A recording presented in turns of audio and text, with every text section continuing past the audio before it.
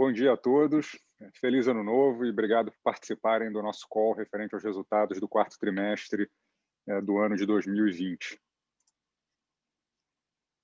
A apresentação hoje está dividida da seguinte forma: uma atualização rápida sobre a Leblon Equities, um pouco do nosso caso de investimentos para ações no Brasil, um detalhamento do Leblon Ações e do Leblon Previdência, o estudo de casos. A gente vai falar hoje muito rapidamente sobre as 5 principais posições do fundo no final ali de dezembro de 2020, que eram Natura, B3, Petrobras, Suzano e BR Foods, e depois a gente abre para perguntas. Uma atualização sobre a Leblon Equities. Como todos sabem, a Leblon ela foi fundada no ano de 2008 e ao longo desses 12 anos se manteve 100% focada no investimento em ações no Brasil. O time é bastante experiente, focado. Hoje somos 17 pessoas, dos quais 5 são sócios e 9 participam diretamente da análise e da gestão dos fundos da Leblon. O comitê de investimentos é formado por 4 gestores: eu, Marcelo Mesquita, Marcelo Aguiar e Bruno Pereira, cada um de nós 4 com mais de 25 anos de experiência em análise de empresas e gestão de fundos de ações no Brasil. O time é bastante alinhado com os investidores, na medida em que todos nós temos mais de 50% dos nossos patrimônios pessoais investidos nos mesmos fundos que nós oferecemos aos clientes. A nossa filosofia de investimentos era calcada em 3 pilares. O primeiro deles é o horizonte de longo prazo. Então, o prazo médio de permanência de uma empresa na carteira do fundo, ele hoje está em torno de 3 anos, com algumas empresas que estão há mais de 10 anos no portfólio, outras que entram e saem um pouco mais rápido, mas na média são 3 anos de prazo de permanência. A nossa análise ela é focada no valor das empresas, a análise bottom-up. Para nós, o fundamento micro é mais relevante para a formação de preço das ações no longo prazo do que o fundamento setorial ou o fundamento macroeconômico, que evidentemente é avaliado, mas muito mais por uma questão de gestão de risco e concentração do portfólio do que para a construção do portfólio em si. E o terceiro pilar é a prática do ativismo colaborativo, o stewardship, o que significa não só nos mantermos bastante próximos das empresas que nós investimos, mas também, eventualmente, participar de órgãos da administração dessas companhias, conselhos de administração, conselhos fiscais e conselhos consultivos. O nosso histórico, desde setembro de 2008, no fundo Leblon Ações, é de um retorno superior a 5 vezes o capital investido dos cotistas, o que significou 15,2% ao ano, em pouco mais de 12 anos, período onde o Ibovespa obteve uma rentabilidade de 7,4% ao ano e o CDI 9,3% ao ano.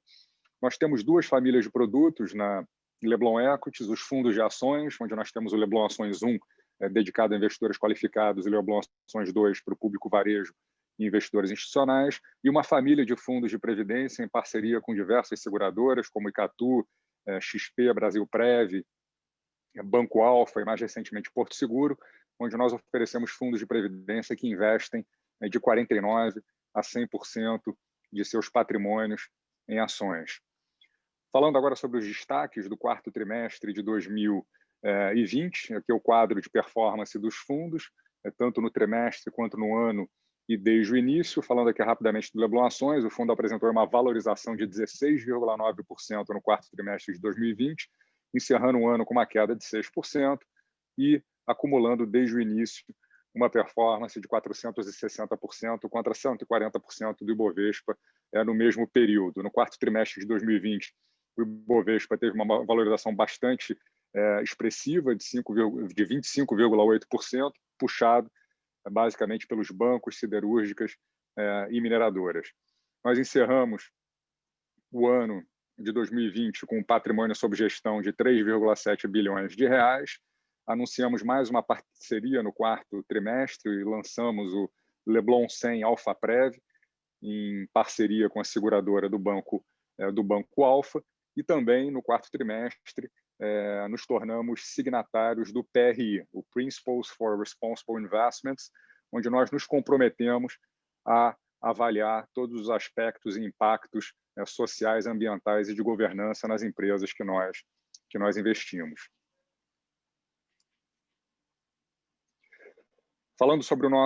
Atualizando sobre o nosso caso de investimento em ações no Brasil, vou passar rapidamente por pelos 7 tópicos, que são crescimento, custo de capital, a transformação ocorrida nas empresas, o atual valuation das ações, fluxos, desenvolvimento do mercado de capitais e, por fim, rapidamente, comentar sobre o principal risco para o investimento em ações no Brasil aí no curto e médio prazo, que é o risco fiscal. Começando pela transformação nas empresas, isso aqui muito catalisado pelo ano difícil de 2020, um ano de pandemia que impactou severamente uma série de setores e empresas, mas o que aconteceu e o que impactou no longo prazo foi uma transformação significativa, basicamente em função da digitalização, foi um grande acelerador de uma tendência, na nossa visão, secular, da migração do varejo físico para o varejo online. A pandemia acelerou brutalmente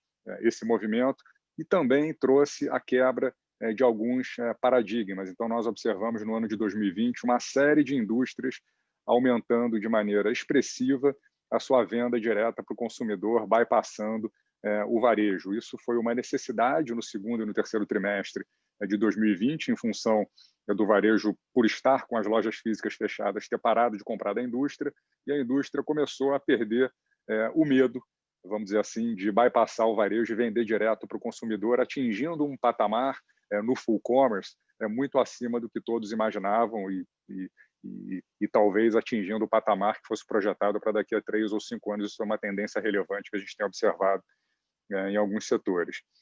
A segunda grande transformação e tendência que se consolida é a da consolidação dos setores no Brasil. A pandemia ela trouxe como um efeito colateral um aumento muito grande na desigualdade no país, tanto social quanto empresarial. Quer dizer, os menores, os mais fracos, os mais pobres sofreram muito mais do que os maiores, capitalizados, com acesso a capital e com boa gestão. Isso tende a provocar uma consolidação acelerada nos próximos anos. E a gente diria, inclusive, que talvez a gente esteja no início de uma terceira grande onda de consolidação no Brasil, quando a gente olha no período dos últimos 30 anos, onde as 3 grandes ondas teriam sido, primeiro, o Plano Real, onde a economia brasileira deixou de ser uma economia que trabalhava num cenário de hiperinflação e os negócios tinham uma dinâmica bastante diferente. O Plano Real trouxe estabilidade, trouxe o maior ganho de renda para as classes B, C, D e E, e com isso houve um início de um processo de consolidação no mercado brasileiro. Depois a gente observou na década passada um aumento muito grande na eficiência da Receita Federal, que tornou cada vez mais difícil a sonegação em diversos setores da economia brasileira, e isso também acelerou a consolidação. E agora a gente muito provavelmente vai ter uma terceira onda causada pela mortalidade de negócios pequenos e médios pós-crise de 2020, pós-pandemia. E uma terceira grande tendência é o ESG, cada vez mais um tema relevante no processo decisório, não só dos investidores, como tomada de decisão das empresas também. A relevância do tema se acelerou muito em escala global, e isso tende a continuar, principalmente aí com o fim do negacionismo ESG da maior potência do planeta. Então, questões como precificação do carbono em escala global no curto e médio prazo passa a ser uma possibilidade, e isso vai gerar muitos ganhadores e perdedores em diversos setores. Aqui um gráfico demonstrando o aumento da penetração do e-commerce ao longo dos últimos 10 anos e uma aceleração muito significativa acontecendo aí no ano de 2020. O gráfico de cima mostra a penetração no mercado brasileiro e o gráfico de baixo, que é até mais impressionante, mostra a penetração do e-commerce no mercado americano. E aí a gente observa que essa penetração ela demorou 10 anos para subir 10 pontos percentuais, de 6% para 16% no mercado americano. E em 8 semanas, durante a pandemia, ela foi de 16% para 27%. Então, é aquela confirmação de que essa tendência era uma tendência inexorável do aumento da relevância do e-commerce, mas a pandemia acelerou brutalmente esse movimento. Ainda sobre transformação nas empresas, é muito importante a gente não perder de vista o patamar de lucratividade da economia e das empresas brasileiras no atual momento. Como não é novidade para ninguém, nós passamos aí os últimos 10 anos praticamente não crescendo. O crescimento do PIB acumulado nesses últimos 10 anos foi praticamente o crescimento da população, não houve crescimento real, né? Foi crescimento vegetativo. com períodos de crise aguda, onde o PIB chegou a cair no acumulado praticamente 9%, ali de 2012 até 2016. Isso naturalmente deprimiu muito a margem de lucro das empresas brasileiras. Então, quando a gente compara o somatório de lucros líquidos auferidos pelas empresas brasileiras em 2010 com o somatório de lucros líquidos auferidos pelas mesmas empresas, e aqui a gente exclui bancos e commodities nessa análise, nos últimos 12 meses, ou seja, no ano de 2020, a gente verifica que o lucro que essas empresas tiveram em 2020 teria que crescer 61% só para voltar para o patamar de 2010 corrigido pela inflação.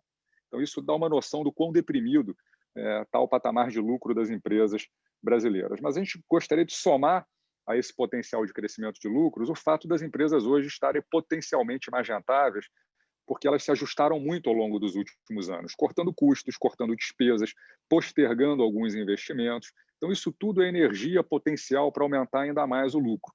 Então, quando a gente olha, por exemplo, quanto as empresas gastavam com despesas gerais e administrativas nessa linha verde no ano de 2010, isso equivalia a 14% da receita líquida consolidada das empresas.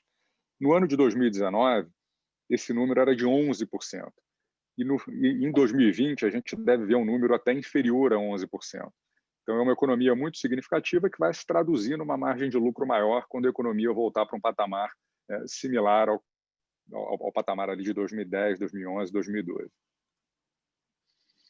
Quando a gente fala de valuations, aí a gente pode ter a percepção de que os preços já não estão mais tão descontados assim, quando a gente compara com o histórico da Bolsa Brasileira, o que é verdade. Quer dizer, quando a gente observa esse gráfico que mostra os últimos 10 anos do indicador preço-lucro das empresas brasileiras, a gente verifica que o PL está acima da média, ele está cerca de um desvio padrão acima da média dos últimos 10 anos, mas a gente acha que isso é absolutamente justificável na medida em que o PL justo, o índice preço-lucro justo da Bolsa ou de uma empresa, é função de basicamente duas variáveis. A variável perspectiva de crescimento de lucros, que está intimamente ligada com a perspectiva de crescimento da economia, e a variável taxa de juros, né, que é o custo de oportunidade de você investir em ações. Ao longo dos últimos 10 anos, o juro médio no Brasil foi 9% ao ano. Né? Muito provavelmente ou certamente ele não será tão alto ao longo dos próximos 3, 5, 10 anos. O que está precificado para os próximos 3 anos é algo em torno de 4,5%, 5%. Para os próximos 10 anos, algo em torno de 7%. Quando a gente olha os DIs, são certamente números bastante inferiores à nossa média histórica dos últimos 10 anos. Em termos de crescimento, quer dizer, não precisa ser muito otimista com o Brasil para imaginar que a gente vai crescer nos próximos 3, 5 anos mais do que o 1% ao ano que crescemos ao longo dos últimos 10 anos, o que faz com que esse múltiplo ele não só não esteja num patamar esticado, como ele possa, inclusive, negociar a um valor mais alto do que os atuais patamares de 14 vezes o lucro projetado para os próximos 12 meses. Em relação aos fluxos, aqui a gente ainda tem um potencial significativo. A gente pode observar no gráfico de baixo, quer dizer, a indústria brasileira de fundos é uma indústria hoje de quase 6 trilhões de reais, sendo que apenas 9% está investido em ações. Esse número já foi de 16% em 2007, caiu ali para 4% em 2016, ele vem se recuperando com a migração ali das pessoas físicas de investimento de renda fixa para renda variável, mas ainda existe um potencial muito grande de migração. E quando a gente olha o investidor estrangeiro, esse potencial é maior ainda.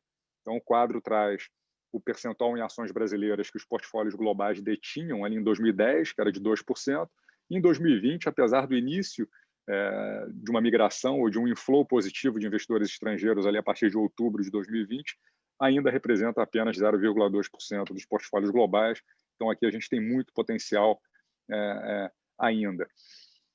Outra questão muito relevante para a sustentabilidade do crescimento do país e para a sustentabilidade do desenvolvimento do mercado de capitais e a boa performance do mercado de ações é o fato do nosso mercado de capitais ter voltado a funcionar em 2020 como instrumento de captação de poupança de longo prazo para as empresas. Foram mais de 25 IPOs, esse gráfico está atualizado até o fechamento de novembro, mas houve outros IPOs em dezembro.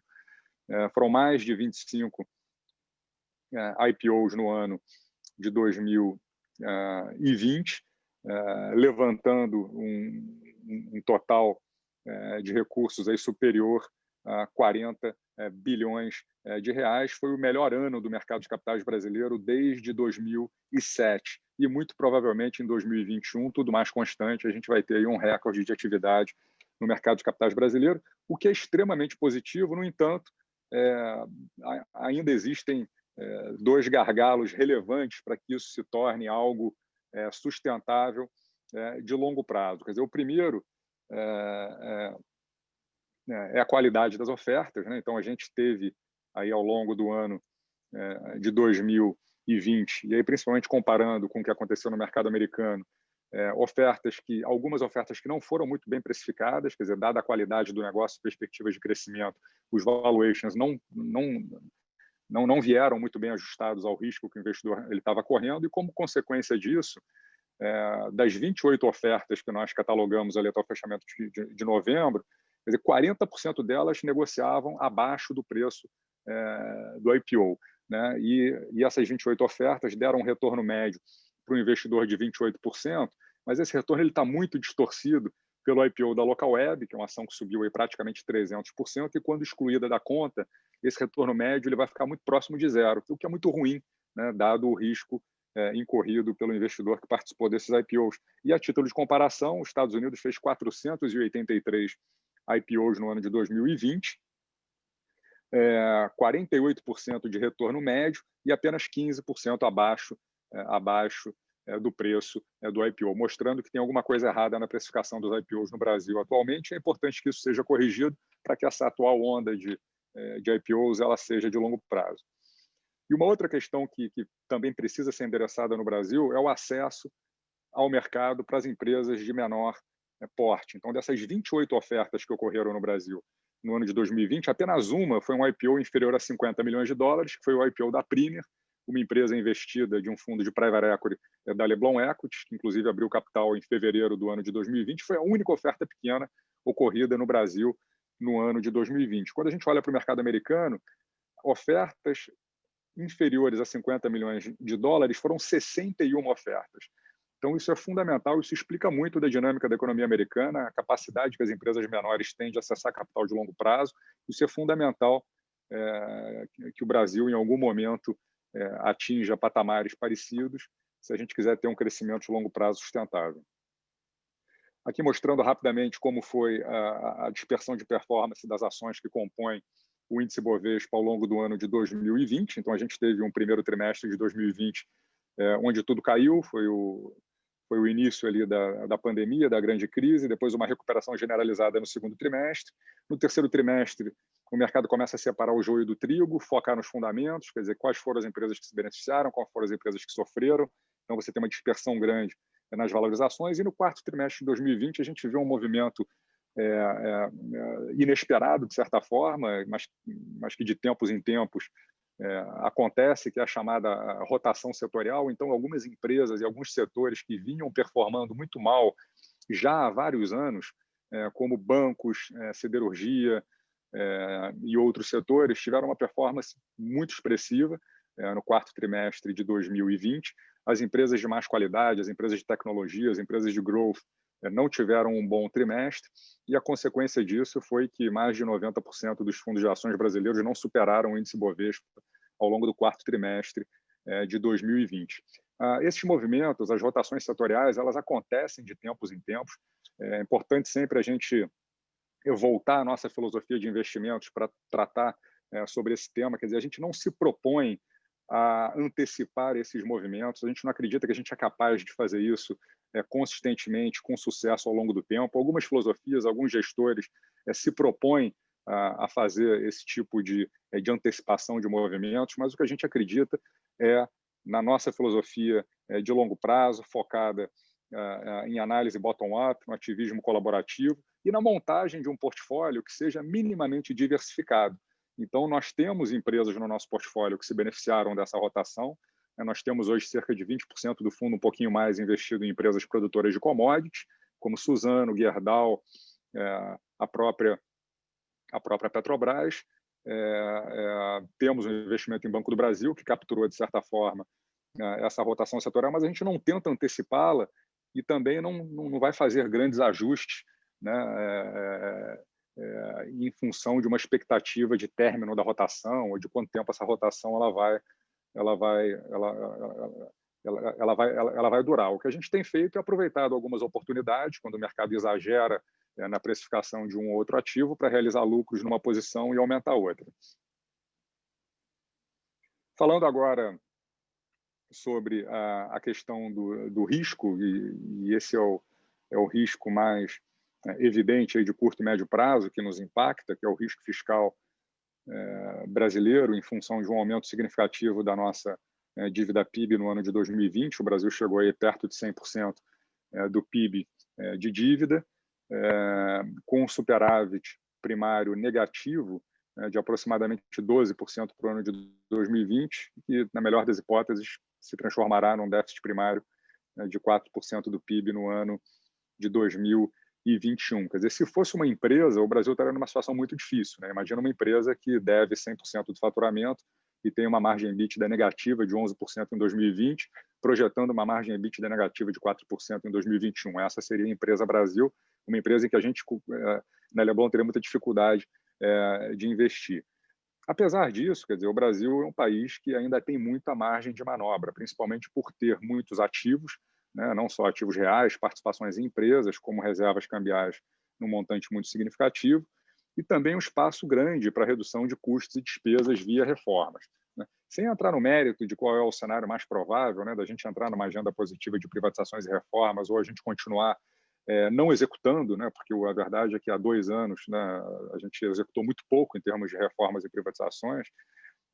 O que nos anima é a assimetria bastante positiva que ainda existe para o investimento em ações. Quer dizer, utilizando uma taxa de desconto de 11% ao ano, hoje a gente encontra um potencial de valorização na nossa carteira da ordem de 30%. Se essa taxa de desconto fosse reduzida para 8%, por exemplo, e para que isso aconteça, o juro de longo prazo teria que cair para 5%, o que não é um absurdo num cenário de privatizações e reformas, a gente teria um potencial de valorização superior a 150%. Em contrapartida, se a taxa de desconto se eleva para 13% ou 14%, num cenário de juros de longo prazo caminhando ali para 10%, 11% ao ano, aí sim a gente teria um potencial de desvalorização da ordem de 20%. O que demonstra que existe aí uma assimetria bastante positiva ainda para o investimento em ações. Falando rapidamente agora sobre o Leblon Ações em 2020, no quarto trimestre, nós encerramos o ano com uma queda de 6% contra uma valorização de 2,9% do Ibovespa e acumulamos desde o início uma valorização de 460% contra 140% do Ibovespa e 197% do CDI no mesmo período. O Leblon Ações 2, que é um fundo que investe no mesmo fundo master do Leblon Ações 1, acumula uma valorização de 108% desde o início contra 86% do Ibovespa, lembrando que o fundo começou em 24 de março de 2017, e o Leblon Icatu Previdência, que investe 49% em ações, acumula uma valorização de 172% contra 73% do Ibovespa desde o início do fundo em dezembro de 2009. Os principais destaques positivos para a nossa performance no quarto trimestre de 2020 foram as ações de Light, Petrobras e Banco do Brasil, e no lado negativo, as proteções. Nós tínhamos algumas proteções para o portfólio, algumas puts, que consumiram 0,8 pontos percentuais da nossa performance, e também Via Varejo e Alphaville. Principais mudanças no trimestre: participamos do IPO de Redditor, adicionando uma posição de 2% do fundo. Também participamos do IPO de 3R Petroleum e Alphaville. 3R Petroleum um pouco mais de 1% da carteira, Alphaville uma posição bem pequenininha, um pouco menos de 1%, e Priner. Aumentamos as nossas posições em Suzano, Santos Brasil e Ipera. Reduzimos Rumo de 4,9 para 3,1, até para fazer caixa para essas outras compras, e zeramos completamente as nossas posições em BR Malls e R-Log. Com isso, a nossa carteira ficou com essa cara no fechamento de 2020. O percentual investido em ações bastante elevado, muito perto das nossas máximas históricas, de 97%, onde as principais posições são Natura, B3, Petrobras, Suzano e BRF. A gente vai falar rapidamente sobre elas. E, na sequência, Banco do Brasil, Via Varejo, CCR, Santos Brasil e Gerdau.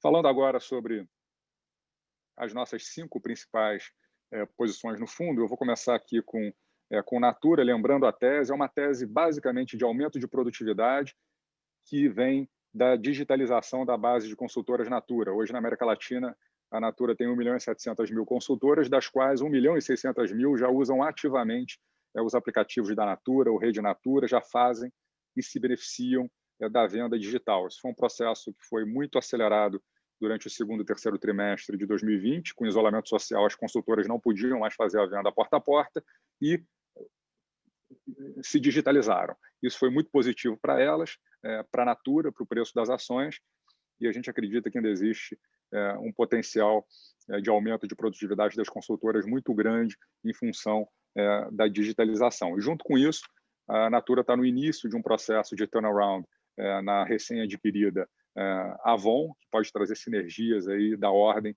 de 400 a 500 milhões de dólares por ano para a companhia. O valuation atual, a gente vê um potencial de valorização de 33%. A Natura ela negocia a 2,2 vezes o múltiplo EV faturamento. A título de comparação, as empresas globais negociam a 3,2 vezes. Então, aqui a gente teria um potencial de valorização superior a 50%, quando a gente considera a alavancagem financeira da Natura. E esse potencial, para que ele seja atingido, as margens operacionais da Natura têm que convergir para as margens operacionais dos peers globais, e é o que a gente acredita que vai acontecer à medida em que o turnaround da Avon seja implementado. O momento atual, o setor ele é relativamente defensivo, são poucas lojas físicas que sofreram um pouco durante a pandemia. O grande motor de crescimento é o processo de digitalização das consultoras, e esse motor ele vai muito bem, quer dizer, as vendas online tiveram um crescimento de 220% ano contra ano, 90% das consultoras usando o aplicativo, 65% das consultoras já têm a sua própria loja virtual. A empresa é bastante diversificada globalmente. Hoje, 65% da receita da Natura está fora do Brasil. Falar rapidamente de BR Foods e depois eu vou passar a palavra para o Bruno Pereira falar de B3. BR Foods ela permanece entre as 5 maiores posições do nosso fundo. A ação finalmente teve uma performance boa aí no quarto trimestre de 2020, depois de um ano de 2020 até o terceiro trimestre muito difícil, a despeito da solidez dos fundamentos demonstrados ao longo do ano de 2020. Foi um ano onde a empresa deve registrar o maior EBITDA da sua história, um crescimento de lucro importante. A nossa tese de longo prazo se baseia nas enormes vantagens competitivas e comparativas que o Brasil tem na produção de frangos e suínos, junto com uma questão mais de curto e médio prazo, que é o déficit na oferta de proteínas nos próximos 2 anos, trazido pela gripe suína, que dizimou 40% do rebanho suíno chinês nos anos de 2019 e 2020. É uma empresa que a gente acredita que vai continuar ganhando market share a nível global, é algo que acontece há décadas e não tem por que esse movimento não continuar, dadas as vantagens competitivas naturais que nós temos no Brasil para a produção de grãos e para o crescimento dos frangos e dos suínos, e a gente acredita que é uma empresa que pode trabalhar com margens EBITDA ali no longo prazo entre 12% e 14%, chegando a 15% se conseguir enobrecer mais o mix, principalmente de exportação.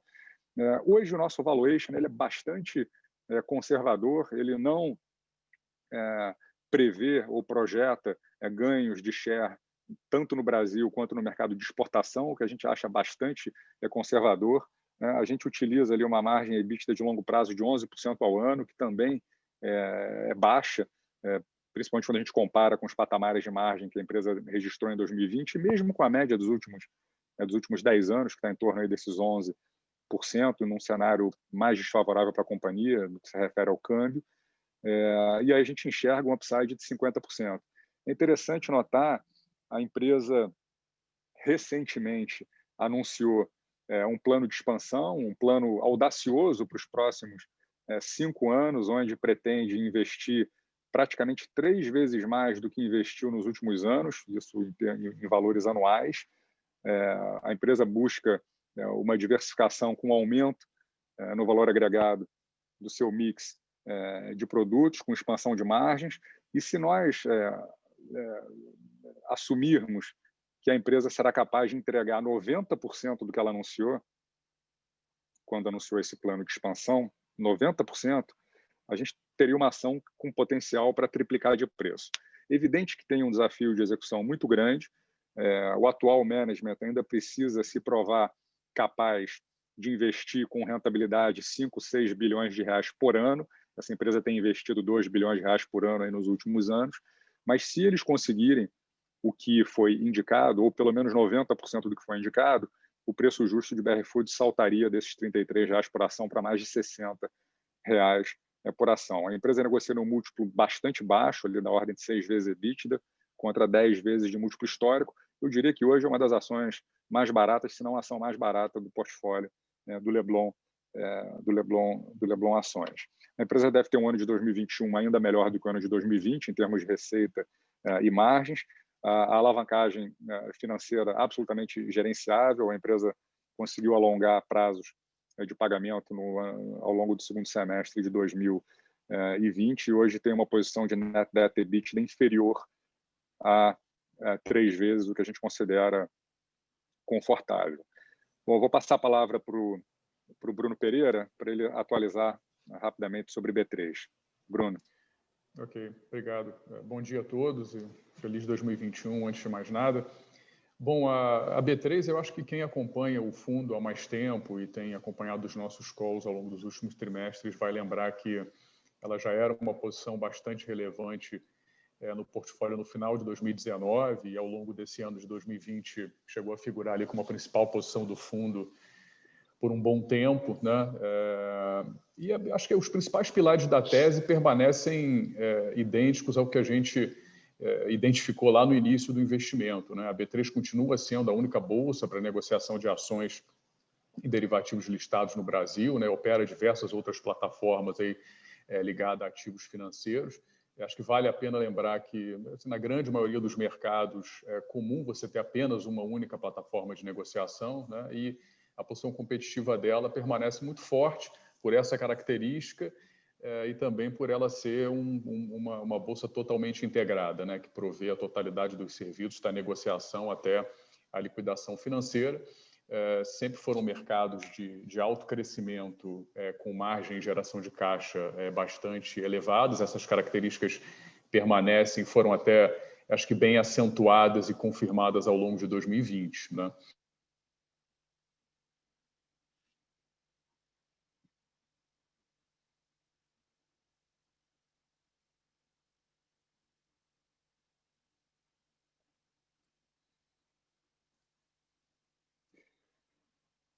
Acho que travou a conexão do Bruno Pereira. Vou esperar mais uns 10, 20 segundos para ver se ele retoma, senão a gente dá sequência.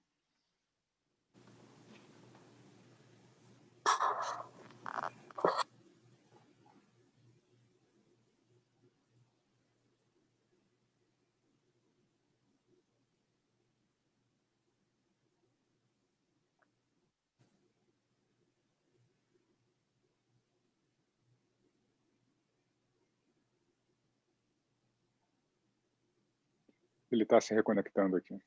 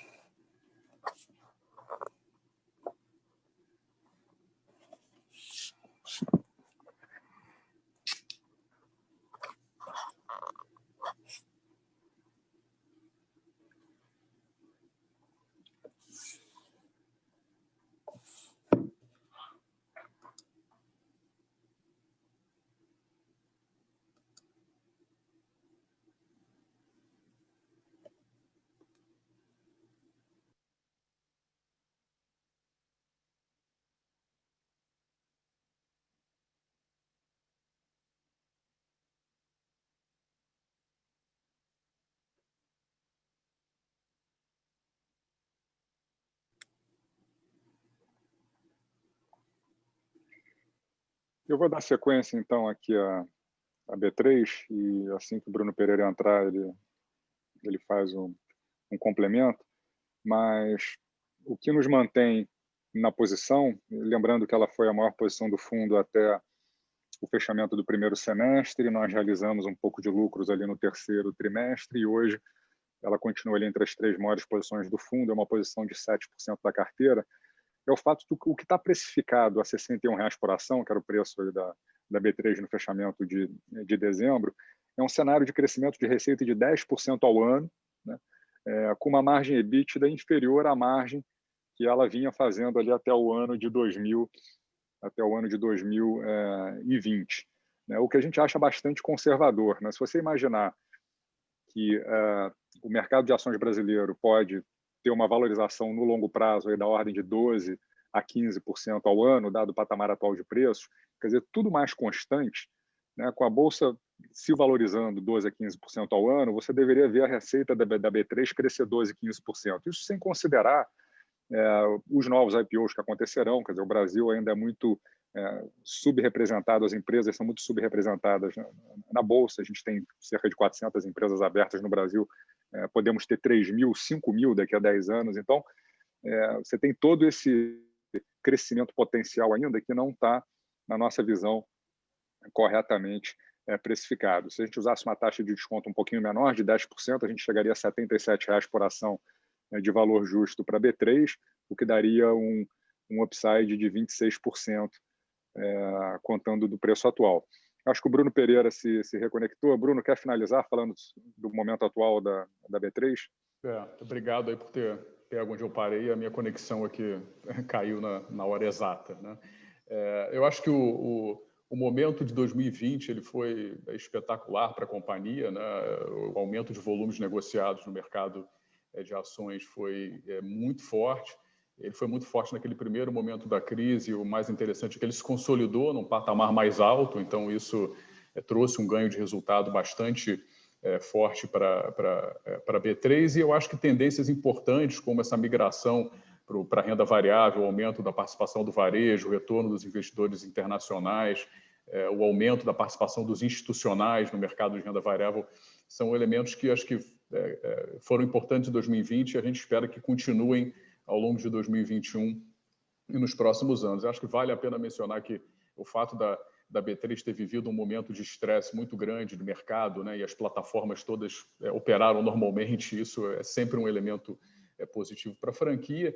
E acho que além do negócio que a gente conecta mais a B3, né, que é a negociação de ações, vale sempre lembrar que existem várias outras plataformas e outras iniciativas ligadas a ativos financeiros, né? Acho que o Brasil oferece muita oportunidade ainda no mercado de renda fixa. A B3 tem iniciativas aí para ter plataformas de negociação e controle de garantias para o mercado de energia, de recebíveis de cartão de crédito, enfim, é uma série de outros negócios que individualmente não vão ser, claro, tão representantes, tão importantes quanto a negociação de ações, mas agregam ao portfólio de serviços oferecidos pela companhia e vão adicionar uma diversificação importante ao longo dos próximos anos. A gente continua gostando bastante da história. Eu vou encerrar por aqui e passar para o Marcelo Mesquita falar de Petrobras. Obrigado. Marcelo. Bom dia. O caso de Petrobras, basicamente, é um caso de reestruturação, né? Uma empresa que tem muita dívida, tem muitos ativos que dão pouco retorno e tem pela frente a possibilidade de alocar capital num ativo de alto retorno, que é o pré-sal. Então, a empresa vai, nos próximos anos, investir praticamente o valor atual de mercado dela nos próximos 5 anos a uma TIR de pelo menos 20% ao ano em campos que têm uma produtividade muito alta, um custo muito baixo.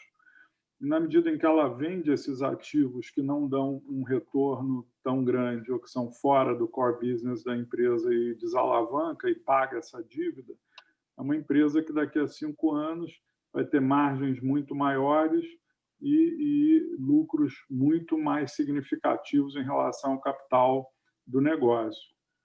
Quando você olha mais o curto prazo, a empresa está negociando a um PL a preço-lucro de 12 vezes em 2021, esse é o consenso do mercado, contra as globais que estão a 18, mas a Petrobras é uma empresa que, apesar de ser estatal, ela pode ter prêmio sobre as globais, não só pela integração que ela tem, os clientes muito perto de onde ela produz o petróleo, clientes meio que, entre aspas, cativos, que é o mercado brasileiro, apesar de ela estar exportando muito para a China e para a Ásia atualmente, porque o petróleo do pré-sal tem um fit com as refinarias chinesas muito bom, mas ela tem hoje um re-rating possível em relação às comparáveis globais por essa qualidade de ativos que ela tem do pré-sal a um custo muito baixo, e com isso e um potencial de crescimento nessa área muito forte, coisa que as globais não têm, né? É uma empresa que poderia praticamente dobrar de valor executando bem esse plano de vender aí uns 30 bilhões de dólares em ativos nos próximos anos, pagar a dívida e investir bem o dinheiro no pré-sal, né? O ano de 2020 foi um ano muito ruim, a empresa caiu, o EBITDA dela, a geração de caixa dela, que estava rodando na faixa de 30 bilhões de dólares, teve dias aí que o preço do petróleo estava até negativo, né? Uma coisa inédita, caiu para 10 bilhões de dólares esse ano, mas mesmo com essa queda muito forte da geração de caixa em 2020, a empresa aumentou o endividamento líquido e conseguiu realocar vários investimentos, cortar custos e fez o dever de casa e passou incólume por 2020 sem aumentar a dívida. Foi um ano, entre aspas, perdido do ponto de vista de lucratividade, geração de caixa, mas não aumentou a dívida e está pronta para os próximos 5 anos aí, continuar a reduzir a dívida, crescer bastante no pré-sal, aumentar a lucratividade. Quanto mais para frente você olha esse múltiplo de PL, muito mais baixo está esse PL, quer dizer, esse PL de 12 vezes lucro para 21. Se você olha daqui a uns 2, 3 anos, com todas essas transformações e redução de dívida, a empresa está abaixo de 5 vezes o lucro, que é muito baixo para um nível de taxa de desconto e taxa de juros atual, né? E a privatização é uma coisa que ninguém espera no curto, médio prazo, principalmente nesse governo, mas é uma coisa que no longo prazo, no médio e longo prazo, é inexorável num país como o Brasil, que precisa pagar dívida e tem que permitir o setor privado a fazer os investimentos, e não o setor público que está quebrado, como o próprio presidente diz, né? Então, isso é uma opcionalidade também que não está precificada hoje e é muito valiosa. Não acreditamos que ela vai ser um dia vendida para uma Shell ou para uma Exxon, mas ela virá uma corporation, como foi feito com a BR Distribuidora, ou como querem fazer com a Eletrobras, é um cenário bem plausível no médio e longo prazo. Bom, vamos passar agora para o Marcelo Aguiar, para a última atualização, que é a Suzano. Bom dia, pessoal. Suzano tem sido um investimento, de certa forma, recorrente ao portfólio, né? Tivemos diferentes posições de Suzano ao longo do tempo. Entramos em Suzano pela primeira vez logo após a fusão com a Fibria, né? A nossa tese, enfim, é uma tese estrutural de longo prazo, né? Temos uma visão muito positiva em relação ao aumento de consumo, principalmente de papéis sanitários no mundo, e o aumento da intensidade de consumo de papel na China como um todo, o que levaria a uma oferta-demanda global bastante apertada, né? Em relação à empresa em si, né, a Suzano se beneficiando extremamente do momento de moeda desvalorizada, né, no Brasil, saiu de 4 para 5,70, agora 5,30, né, desde o início de 2020. Isso vai fazer com que a empresa, junto com os aumentos de preço de celulose, né, que nós antevemos para esse ano e para o próximo, gere um fluxo de caixa livre muito relevante, né? Nos próximos 3 anos, para vocês terem uma noção, a Suzano vai estar gerando em torno de R$19 por ação, né, de fluxo caixa livre. Isso assumindo um cenário de real, dólar 5 e uma normalização do preço da celulose. Tá? O papel, né, ele é historicamente ele é um ótimo hedge aí para oscilações cambiais, dado que 100%, praticamente 100% da sua receita é dolarizada e apenas 30% dos custos, né? Então, momentos de aversão a risco, a Suzano é um bom beta aí, né, para o portfólio, aí, um beta negativo. E a gente também acredita que a médio prazo o mercado deve reprecificar os múltiplos da empresa, dado que, enfim, veremos aí uma melhora de retorno sobre capital empregado com a finalização das sinergias da fusão entre Suzano e Fibria. Não duvido, a gente, né, começa a ver Suzano negociar múltiplos estruturais acima do que negociava nos últimos anos, né? Os principais riscos da tese, né, obviamente, é o preço da celulose, tem um risco também, uma forte apreciação do real e um soluço ou uma deterioração da economia chinesa, o que é pouco provável. O valuation atual, né, a gente vê a Suzano negociando aí perto de 8,3 vezes o valor da firma sobre geração operacional de caixa. Como toda commodity, quando você está num ponto, né, de preço muito baixo, as ações tendem a negociar múltiplos acima da média histórica, né? Por exemplo, o inverso acontece hoje com a Vale, né? A Vale hoje negocia 4 vezes. Aí você vai falar, pô, a Vale é muito melhor investimento que a Suzano. Na minha visão, a médio e longo prazo, isso não, né? Mas dado que o minério está num patamar de preço muito elevado e a celulose ainda está muito baixa, você tem essas diferenças de múltiplo entre as duas empresas. Na minha visão, Suzano hoje precifica, né, uma celulose a longo prazo de $450, né? Só lembrando que a média dos últimos 10 anos de celulose na China são $600. Então, a Suzano negociando a R$62, né, ela está precificando uma celulose muito baixa, o que me dá conforto, né, de antever que a Suzano tem ainda uma performance bem interessante no médio e longo prazo. E o momento atual, enfim, a tese está enfim, tá se mostrando bastante correta, a nossa tese. A gente já esperava, né, que o supply e demand global de celulose ficasse muito apertado, e o que está se provando com os aumentos de preço que foram anunciados, né? A celulose saiu de $450 em novembro, já está em 530 na China, já foi anunciado aumento na Europa e Estados Unidos de $70, e possivelmente veremos mais aumentos ao longo do ano, né?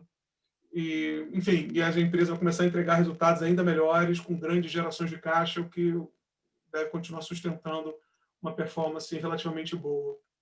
É isso. Devolvo a palavra para o Pedro Schermon para finalizar a apresentação. Obrigado, Aguiar. Bom, com isso a gente encerra a apresentação e vamos abrir para perguntas agora. Incentivo a todos que façam as perguntas. O time está todo à disposição aqui para responder.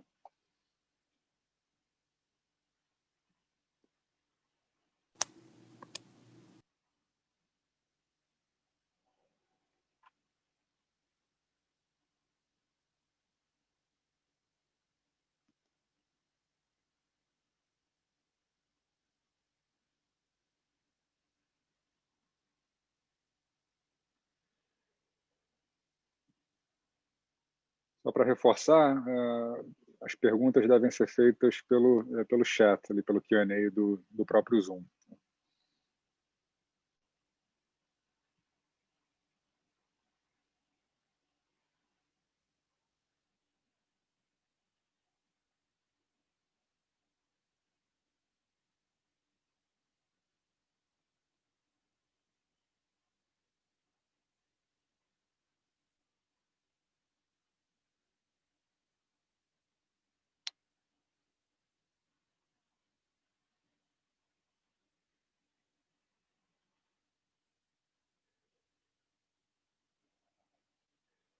A primeira pergunta aqui, qual a leitura dos gestores sobre os atuais prêmios de risco entre as principais classes de ativo, renda fixa, moedas e ações, seja Brasil como exterior, refletidos nos atuais preços de mercado?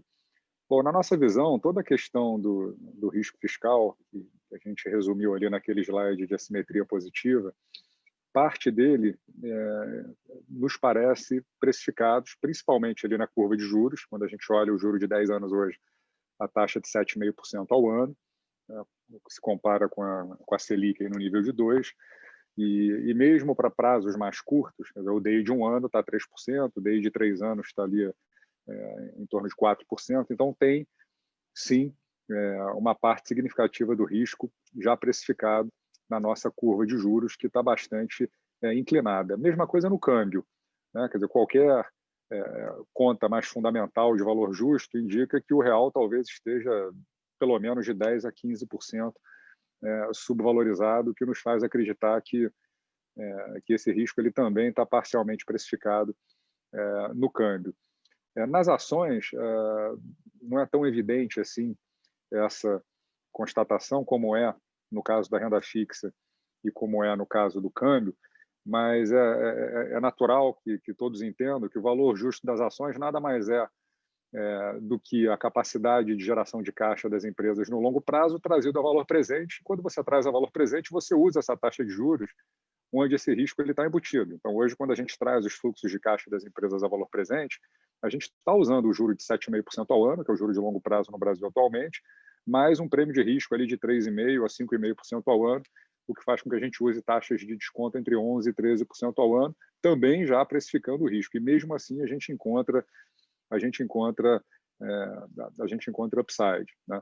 Então, a nossa visão é que você tem uma parte significativa desse risco fiscal incorporado no preço dos ativos, o que significa que existe um potencial de valorização grande, tanto para o pré-longo, quanto para o real em relação ao dólar, quanto para o mercado de ações, e principalmente para o mercado de ações, num cenário mais benigno para a economia, como é o que a gente deve ter pelo menos no ano de 2021, onde as expectativas de crescimento do PIB estão ali entre 3% e 4%, a gente deve ter inflação provavelmente superando o teto ao longo do ano de 2021, em função das pressões trazidas pelo câmbio mais desvalorizado, mas não nos parece ser uma pressão de longo prazo na inflação que faça com que o juro suba significativamente. Então, a gente caminha aí para ter uma redução desses prêmios de risco na nossa visão ao longo do ano de 2021.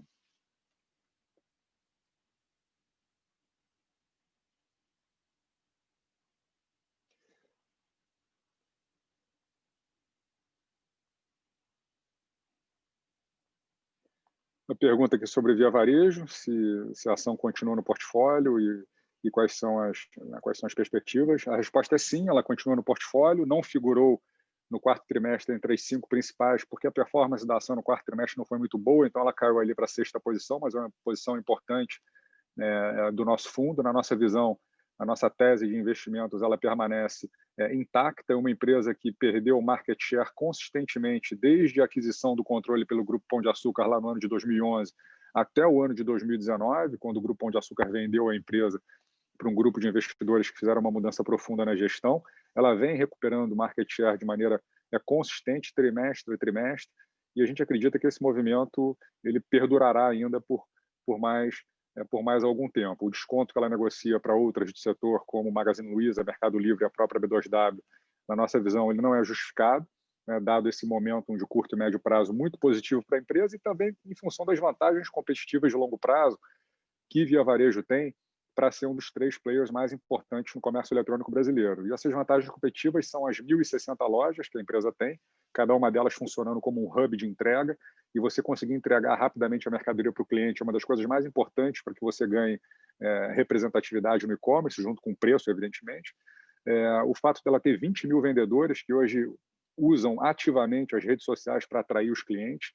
A empresa tem o braço financeiro, que é o Banqui, onde ele vai ser cada vez mais usado para dar crédito direto ao consumidor não bancarizado. Isso é uma vantagem competitiva que os concorrentes hoje não têm, Magazine Luiza e próprio Mercado Livre. Então, a gente acredita que é uma empresa ganhadora de share aí no curto, médio e longo prazo, que ainda negocia com um desconto absurdamente alto para as melhores do setor, né? Hoje, Magazine Luiza opera em patamares de eficiência acima de Via Varejo, inegavelmente, tanto em termos de margens como qualidade de serviços, mix de produtos, mas a gente acredita que essa distância vai diminuir bastante ao longo dos próximos anos. E não só o valuation relativo, mas o valuation absoluto também é encorajador. Não é que a gente tenha Via Varejo porque o desconto para Magazine Luiza é muito alto. Não. Quer dizer, olhando ela numa base standalone, vamos chamar assim, fazendo um fluxo caixa descontado, a gente chega ali a alguma coisa em torno de R$ 25 por ação, com premissas conservadoras e descontando 11% ao ano.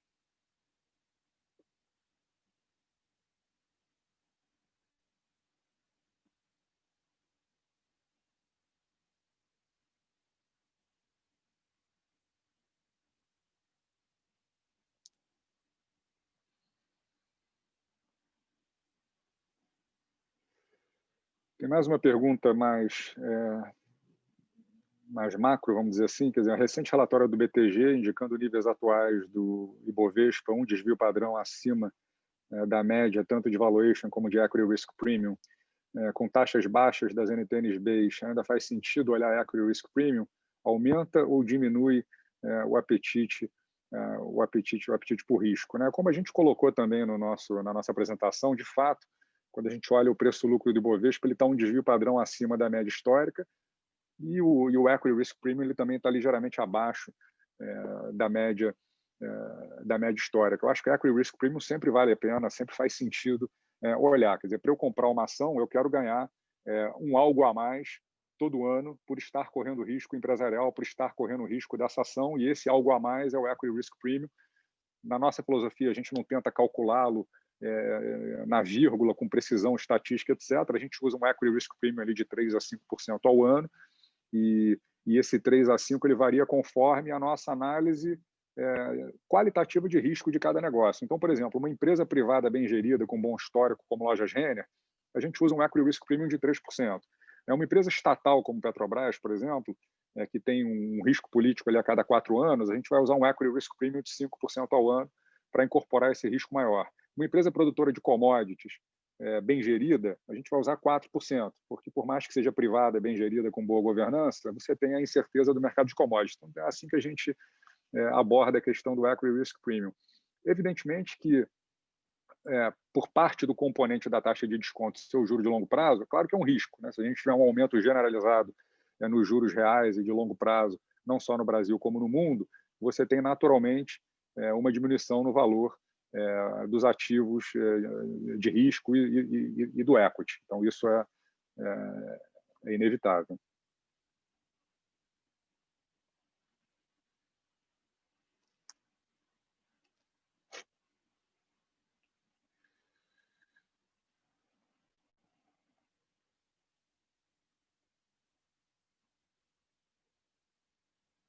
Tem uma pergunta sobre a Redditor e uma pergunta sobre Rumo. Eu vou passar a pergunta de Redditor para o Mesquita e a de Rumo o Aguiar responde na sequência. De Redditor, bom dia. A nova posição em Redditor é uma visão de longo prazo? Qual é a tese de investimento? Mesquita. Eu acho que todos os nossos investimentos são investimentos de longo prazo, né? Redditor também, né? E é um setor onde a empresa ainda tem uma fatia de mercado muito pequeno, é um setor ainda muito pulverizado no Brasil. A escala que eles ganharam com esse aumento de capital aí, com essa capitalização no IPO, colocou eles aí anos-luz na frente dos concorrentes, né? E essa dominância que ele já tem, por exemplo, no Rio de Janeiro, de quase 30% dos leitos e tal, pode se espalhar para ainda muitos outros lugares do Brasil, outras capitais, tanto com crescimento orgânico quanto com aquisições. E essa dominância ela permite um tipo de especialização dos ativos que é muito lucrativo. Para dar um exemplo, né? Quando você tem um hospital, você faz várias cirurgias diferentes no mesmo centro de operações, né? Quando você especializa, por exemplo, um hospital só em coração, ou só em cabeça, ou só em ortopedia, ou só em neonatal, por exemplo, você não precisa mudar os equipamentos, fazer o tipo de limpeza que você tem que fazer, porque os vírus e as coisas no centro de cirúrgico são diferentes e tal. Isso te permite fazer muito mais cirurgias do que você consegue sem ser especializado. Também você colocar os pacientes para se recuperar, por exemplo, num tipo um hotel ao lado. Não precisa você ficar no hospital o tempo todo depois que você fez a sua operação.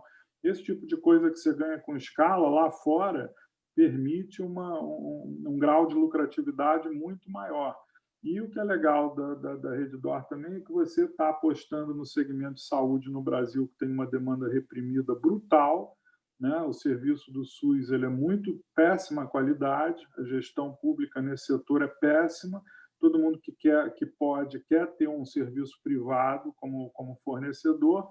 Ao longo do tempo é natural que a renda do brasileiro aumentando, essa demanda pelo serviço privado também cresça, né? E você não está subscrevendo o risco atuarial. Em outras ações, como, por exemplo, a Hapvida ou Intermédica, você, além da questão do hospital, você também está se comprometendo a dar um serviço no futuro por um preço atual, o que cria uma incerteza grande no valuation e uma complexidade no modelo de negócio. Esse negócio da Redditor é muito interessante porque você não tem esse risco atuarial, digamos assim. Você é um fornecedor de serviço, você tem eficiência, um custo baixo, vai dar o seu serviço a um preço razoável, ter um lucro que remunera o seu capital sem grandes riscos, né? Então, a gente gosta bastante do caso, apesar de ter múltiplos aparentemente altos de curto prazo, mas esse múltiplo alto ele se dilui rapidamente com essa possibilidade de expansão e essa dominância e esse distanciamento. É um pouco aquilo que o Sherman estava falando no início da apresentação, onde no Brasil as empresas líderes elas acabam tendo uma possibilidade de competitividade muito diferenciada em relação às empresas menores, que é o caso de hospitais pequenos, em cidades pequenas, onde o cara compra o material, por exemplo, em pouca escala, em pouca quantidade, eles não. Obrigado, Marcelo. Aguiar, além da pergunta sobre Rumo, tem algumas perguntas sobre Light também, então sugiro que você fale rapidamente sobre o investment case de Light e eventos recentes e o que nos levou a reduzir marginalmente a nossa posição em Rumo no quarto trimestre. Sem dúvida. Enfim, Rumo, a tese de Rumo, nossa tese de longo prazo, como o Mesquita, o Sherman, enfim, falaram, a nossa visão, investimento é sempre olhando para o médio e longo prazo, né? Essa tese não mudou. Né? A gente reduziu o Rumo ao longo um pouquinho, né, ao longo do quarto trimestre, como demonstrado pelo Sherman, para abrir espaço para algumas outras teses que se mostravam, né, com potencial upside melhor, né, nesse momento. A tese de longo prazo de exposição ao agribusiness, né, que é o setor mais dinâmico, de maior crescimento e mais competitivo do Brasil, permanece. A empresa, né, vai começar a ficar mais competitiva quando comparado com o Arco Norte, que ela perdeu um pouco esse ano, assim que tivermos o leilão da BR-163, que vai acontecer esse ano. O aumento do preço dos combustíveis também é bem favorável para ela, que ganha ainda mais competitividade em relação aos caminhões. Né? 2020 foi um ano de preços muito reduzidos de combustíveis, dado o preço baixo do petróleo. Né? E, por último, entrega de capacidade. Né? A Rumo esse ano deve estar entregando uns 20% de crescimento de volume. Ela está entregando muita capacidade de expansões que ela vem fazendo já há 3 anos. Né? Finalmente, a partir de 21, ela começa a entregar. Então é isso. A tese está intacta, sou muito construtivo para longo prazo. Light é um case de turnaround. Né? Entramos nesse case acreditando na reprivatização da Light. Apesar da Light ser uma empresa privada, ela era quase que gerida como uma empresa estatal. Né? Tiveram inúmeros problemas, muitas mudanças de management. Entrou um management muito bom, né? Agora vindo o Firmino e o Raimundo Nonato, que são executivos muito bons da Equatorial, entregaram turnarounds similares, né, em algumas concessões da Equatorial no norte do país. Isso aumenta ainda mais a nossa confiança de que a Light pode entregar aí uma redução maior em perdas, né, que é o principal calcanhar de Aquiles da tese, né, no Rio de Janeiro. A empresa hoje ainda negocia com desconto significativo para os seus peers. A gente, quando olha assim, o valor da firma dividido pelo ativo regulatório, ela negocia ali ao redor de uma vez, um pouquinho abaixo de uma vez ativo regulatório, enquanto você vê outras empresas negociando acima de 2 vezes. Então, o mercado realmente não acredita na tese de turnaround que nós já começamos a ver. Né? Eles já começaram a entregar um corte de custos interessante, redução de custo de endividamento, redução de contingências, né? Então, e um pouco de redução de perdas. Só que o processo de redução de perdas é um pouco mais a longo prazo. Agora, com essa oferta anunciada, né, vai ter uma oferta de 3,3 bilhões de reais, sendo metade disso, né, 1,6 primária, né, você vai ter a CEMIG sendo totalmente da empresa, entregando seu assento no board, o que, na minha visão, é positiva. A Rumo vai ser 100% corporation, né? E, por outro lado, você vai ter uma redução do endividamento, ou seja, o endividamento não vai ser mais um problema para a Rumo, desculpa, para a Light. Né? O net debt, o dívida líquida EBITDA dele, que estava ali 2,5, 2,6 vezes, vai cair ali para perto de 1,5. Né? Então, isso é mais um de-risk, né, que a gente vê na tese. Enfim, a gente está bem positivo, a Light é um dos investimentos core do fundo. Okay. Passa a bola para o Chimon aí. Tem algumas perguntas aqui com resposta mais rápida. Há intenção ou possibilidade de expor os fundos de previdência da Leblon a ativos estrangeiros? A gente deve começar a exposição a ativos estrangeiros através do Leblon Ações 1, que é o nosso fundo para investidores qualificados. Inclusive, o fundo está em processo de mudança do regulamento, de modo a permitir que nós façamos investimentos em empresas no exterior. Inicialmente, o nosso foco vai ser nas empresas que têm negócios no Brasil, mas negociam nos mercados americanos, e a possibilidade de investimento se dá via compra direta de ações no mercado americano ou BDRs no Brasil, possibilidade hoje que não está aberta para o fundo, e também empresas globais que tenham negócios no Brasil. Mas a ideia é começar com o Leblon Ações 1 inicialmente. Outra pergunta aqui, vocês continuam com proteções? Quais? No momento, a gente está sem proteção no fundo e reforço que a gente está sempre atento a oportunidades de comprar seguros baratos para o portfólio, mas no momento a gente está sem proteção.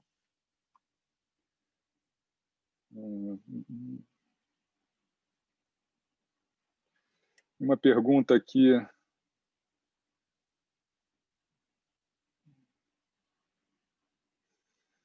para o Bruno Pereira sobre o setor financeiro e perspectivas de consolidação, e se a gente acredita em consolidação no setor, principalmente ali entre os bancos médios.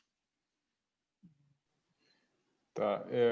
Assim, o que esperar do setor, de uma maneira geral, acho que assim, usando os grandes bancos como referência, né, para responder, que existem outros players mais focando neles, eu acho que 21 a gente tem uma recuperação de lucro e de rentabilidade, acho que de uma certa forma já contratada, né, que eu acho que é um reflexo da quantidade de provisões que os bancos fizeram de maneira preventiva no início da crise do coronavírus. Eu acho que foram provisões bem conservadoras. Eu não me lembro de ter visto o lucro cair 40%, 50%, como a gente chegou a ver em alguns trimestres, né? E eu acho que um pouco disso vai ser revertido e reincorporado ao lucro ao longo de 21, mas eu vejo o retorno aos patamares anteriores à crise, eu acho que um pouco mais para frente, né? Não dá para dizer que a economia em 21 vai recuperar completamente as perdas de 2020, né? Acho que há preocupações em relação ao nível de desemprego e de renda, com fim de auxílio emergencial. Acho que os juros baixos ainda é um peso, né, para o resultado dos bancos, não há como escapar, né, considerando que foi a média e os patamares que prevaleceram até 2019. Então, acho que isso ainda inspira um certo cuidado aí com os bancos, e isso, de uma certa forma, já vinha refletido aí na nossa exposição relativamente pequena ao setor, considerando a relevância para o mercado, né? E acho que as questões de regulação e competição continuam como fatores de risco, né? A gente está vendo cada vez mais aí as empresas de pagamentos, varejistas, mordendo pedaços ali da atividade financeira, né? O que é sempre uma ameaça para os chamados incumbentes que têm lá os seus 15%, 20% de market share para perder, né? E vale sempre lembrar a questão fiscal aí brasileira, que é um risco, reforma tributária eventualmente sendo discutida. Os grandes bancos, né, o setor financeiro é sempre alvo aí de aumento de impostos quando se discute a necessidade de aumentar a receita. É sempre bom ter esse risco em mente, né? E também são coisas que vêm aí há algum tempo nos deixando um pouco mais conservadores. Consolidação, eu não esperaria muita coisa, não.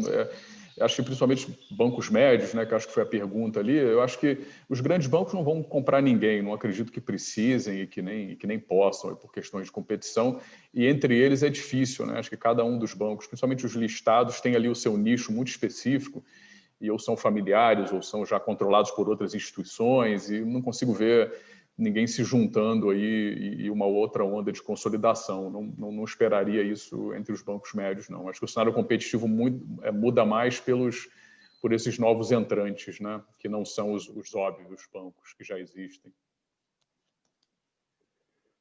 Uma pergunta aqui sobre detalhar a visão da casa com relação ao recente movimento de rotação dos mercados e as perspectivas para as empresas tech.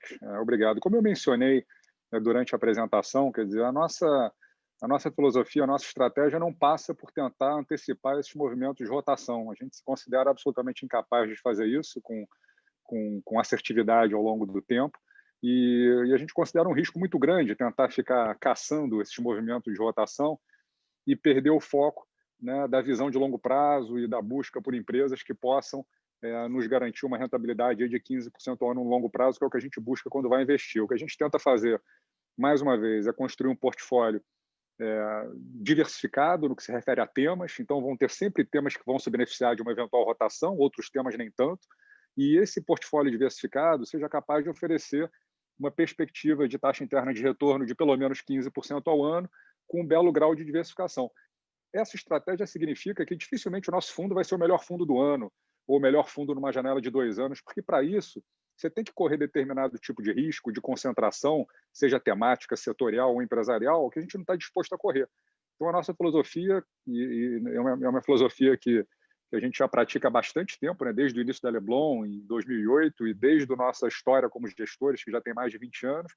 Então, você sempre tem que abrir mão de alguma coisa. Então, a gente abre mão de estar todo ano batendo índice, ou todo ano ali entre os 1, 2 ou 3 fundos melhores, porque a gente quer ter uma carteira mais diversificada, que garanta um retorno bastante razoável, ajustado pelo risco que a gente corre no longo prazo, né? E longo prazo aqui eu estou falando de pelo menos 3 anos, e para isso a gente não fica caçando esses movimentos de rotação setorial, que eu acho muito difícil de serem acertados, né? Tanto a entrada deles quanto a saída. Agora essa rotação vai durar 1 mês, 2 meses, 3 meses, 1 ano ou 1 semana. A gente se considera absolutamente incapaz de antecipar esses movimentos e tenta não desfocar da nossa filosofia.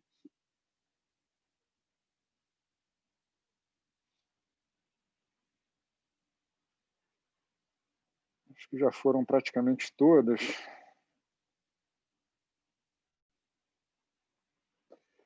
Tem uma pergunta aqui. Tem uma pergunta sobre a posição de Springs. Se a gente teria um preço-alvo em mente. Obrigado desde já. Springs é uma small cap do nosso portfólio, uma posição pequena, 1% do fundo, uma empresa que ainda é vista pelos poucos que a veem, né? Porque é uma empresa com pouca visibilidade, não tem cobertura do sell side, e a liquidez hoje é uma liquidez reduzida em bolsa, negocia cerca de R$1 milhão por dia, mas o mundo investidor ainda enxerga essa empresa como uma empresa eminentemente industrial, aquela empresa que fabrica produtos de cama, mesa e banho, a custos bastante competitivos, mas ainda não precifica a empresa como ela é de fato. É uma empresa de bens de consumo, detentora de marcas como Artex, M. Martin e Casa Moisés, que hoje tem um market share no mercado brasileiro superior a 50%. É um nível de market share que poucas empresas no Brasil têm, como a Ambev, ou a Souza Cruz, ou esse tipo de empresa tem, ela tem também. E é uma empresa que cada vez mais vende diretamente para o consumidor. Então, não só através da sua rede de varejo Artex M. Martin, que hoje tem mais de 200 lojas, mas principalmente através do seu comércio eletrônico, que em 2020 passou por uma transformação incrível e que eu tenho certeza que não é visível ainda para grande parte dos investidores. A empresa, para vocês terem uma ideia, no ano de 2019, ela faturou R$80 milhões no e-commerce. A gente acredita que ela vai faturar mais de R$300 milhões em 2020. E a ambição é mais do que dobrar esse número para o ano de 2021. A Springs é um daqueles casos que eu mencionei rapidamente no começo da apresentação, de transformação empresarial, daquela empresa industrial que está perdendo o medo de bypassar o varejo, está perdendo o medo de desagradar um cliente como Lojas Americanas ou Casas Pernambucanas, que durante muitos anos foram o carro-chefe das compras da empresa, né? E aí a empresa sempre ficou muito preocupada em abrir a própria cadeia de varejo, em desenvolver o seu e-commerce, porque como é que o cliente varejista veria esse movimento. Com a pandemia, as empresas passaram a não ter alternativa, né? Então, para vocês terem uma ideia, no segundo trimestre de 2020, o e-commerce da Springs cresceu 7 vezes em relação ao segundo trimestre do ano de 2019.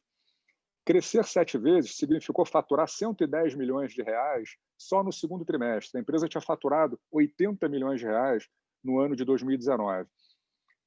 Quando ela atingiu essa massa crítica, né, o engenheiro ou o físico chamaria de... Quer dizer, no fundo, a empresa ela atingiu a velocidade de escape, né, aquele foguete que finalmente conseguiu a velocidade que permite que ele saia da órbita da Terra e não seja atraído de volta ali pela força da gravidade. É o que aconteceu com a Springs. A empresa perdeu o medo, está investindo cada vez mais e agora, efetivamente, a gente acredita que num curto espaço de tempo vai se tornar uma empresa com acesso cada vez maior ao público consumidor. Pensar em valuation, quer dizer, essa empresa ela negocia num valuation absolutamente ridículo, são 360 milhões de reais de market cap. Se a Springs fizesse um IPO hoje, só da sua operação de varejo, a gente acredita que ela conseguiria um valuation só na operação de varejo mais e-commerce, ali entre 700 e 800 milhões de reais, né, de equity value, que seria 2 vezes o GMV de 2020 e talvez uma vez o GMV de 2021. Acho que é bastante factível. Isso daria o dobro do market cap atual da empresa. Assumindo que ela vai continuar como uma empresa integrada, a gente acha que ela pode ter um EBITDA aí entre 250 e 300 milhões de reais em 2021, o que significa que se ela negociar 6 vezes EBITDA, que é um múltiplo baixo também para uma empresa de consumo com acesso ao consumidor, a gente estaria falando de R$20 por ação, a ação está 7. Então, tem um potencial de valorização muito grande que passa pela execução desse plano do comércio eletrônico e uma maior visibilidade também da ação. Hoje, nenhuma instituição financeira cobre a ação, porque tem muito pouca liquidez, não gera tanta corretagem assim. A empresa ainda não se comunica da melhor forma possível com o mercado, embora a gente tente ajudar, mas, sem dúvida, é uma ação que pode triplicar de preço ao longo de 2020, evidentemente, com componente de risco também maior.